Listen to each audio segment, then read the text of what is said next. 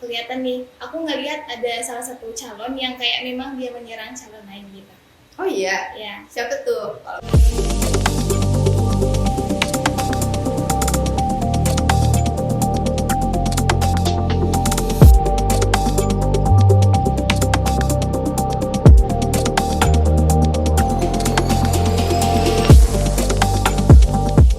Halo teman-teman semua, kembali lagi di podcast Communicare. Kali ini kami nggak lagi bahas mental health nih, tapi lagi ngebahas yang lagi hangat, yaitu politik.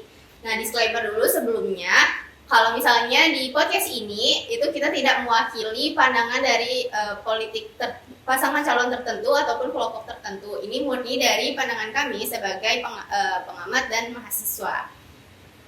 Nah, sebelumnya nih, perkenalkan, saya Adi Nisa. Dan di sini ada dua orang teman saya, yaitu Grace dan Akbar Alhamdi atau AB. Nah, sebelumnya nih aku pengen nanya dulu nih sama teman-teman semua, kabarnya baik? Baik. Oke. Kemarin udah ini gak sih kayak dengar-dengar soal debat capres ya kan? Udah. Ya. Ramai banget. Ramai banget di semua media sosial kan. Dan di situ aku juga langsung kelihatan nih, aku ngelihat ada salah satu calon yang kayak memang dia menyerang calon lain gitu.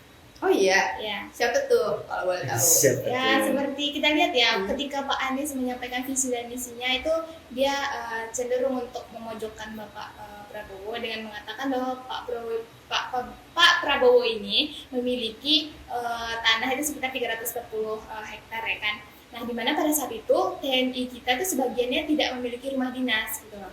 Nah, di situ juga Bapak Anies juga menyerang kembali Bapak Prabowo dengan mengatakan bahwa proyek yang dikerjakan oleh Kementerian Pertahanan itu proyek food estate itu gagal.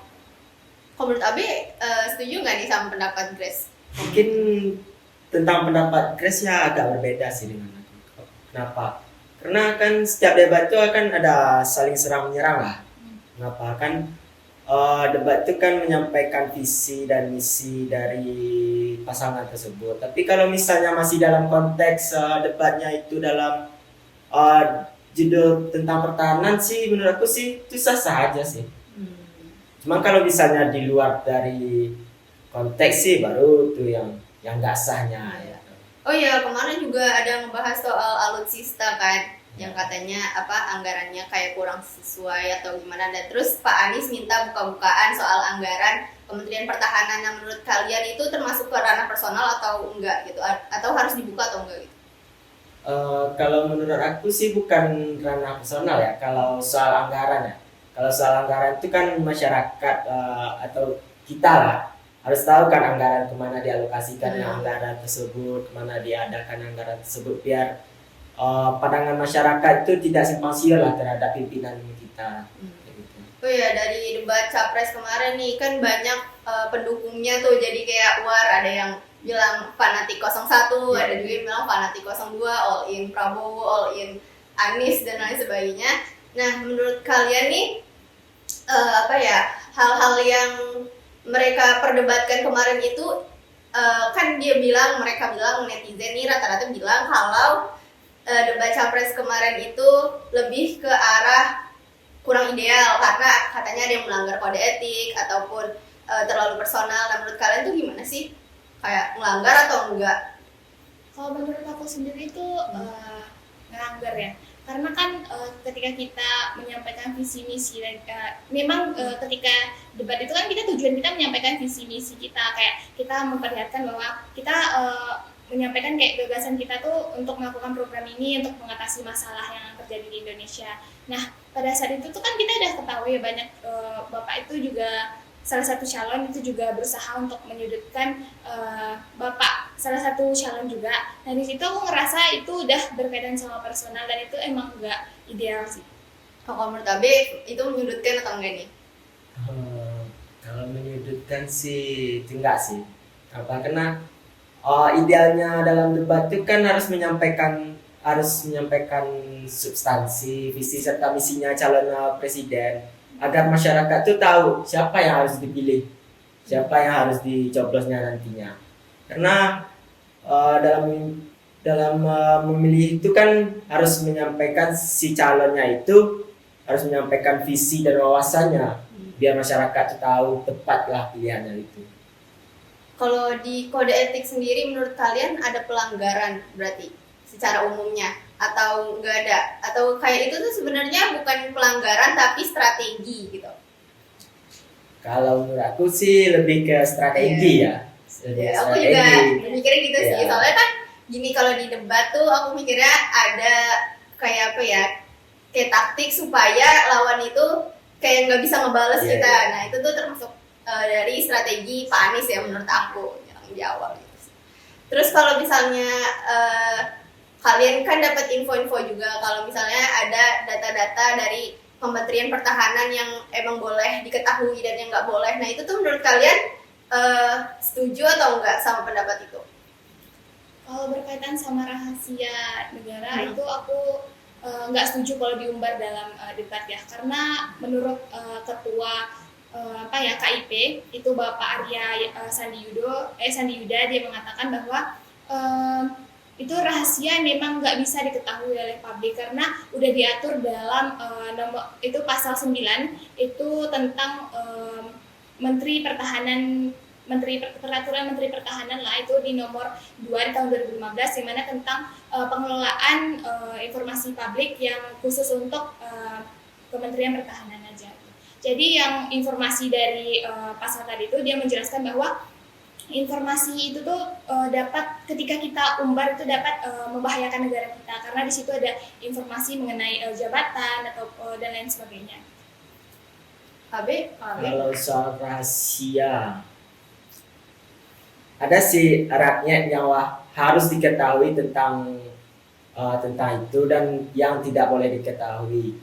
Contohnya seperti yang bersifat rahasia itu seperti operasi, taktik ataupun hal-hal yang lebih intim lah. Tapi kalau di luar itu rakyat wajib tahu seperti anggaran, seperti hal-hal yang lainnya lah yang umum-umum lah tuh rakyat harus tahu sih.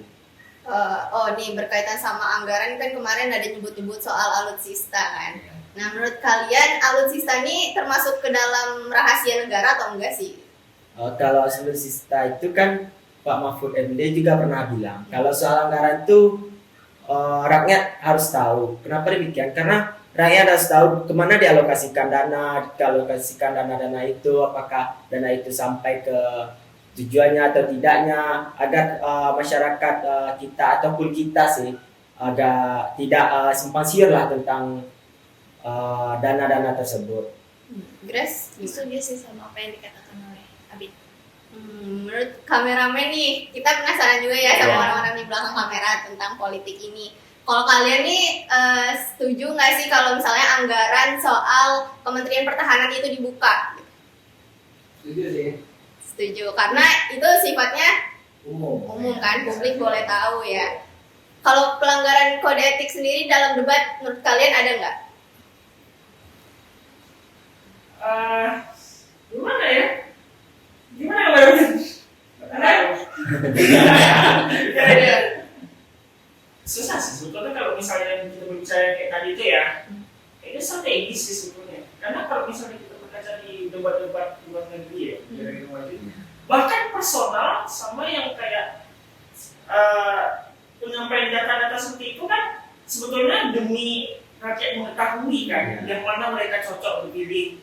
Tapi sekali lagi pandangan masing-masing orang. Wah, keren banget ya udah bincang-bincang sama teman-teman kita ini soal politik debat capres kemarin.